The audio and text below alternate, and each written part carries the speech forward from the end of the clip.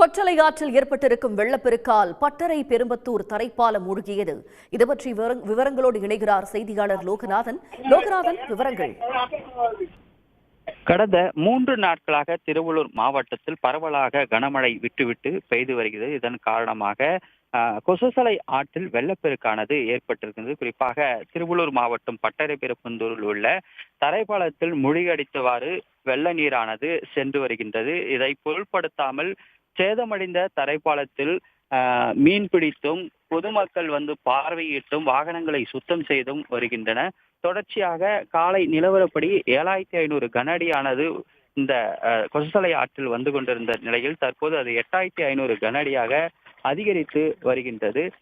தரைப்பாலத்தில் மூழ்கடித்து நீர் சென்று கொண்டிருப்பதால் எந்த நேரத்திலும் இந்த தரைப்பாலம் உடைந்து விழும் நிலையில் இருந்து வருவதால் இப்பகுதியில் பேரிகார்டு அமைத்து போலீசார் பாதுகாப்பு பணியில் நிறுத்த வேண்டும் என கோரிக்கையானது எழுந்திருக்கின்றது.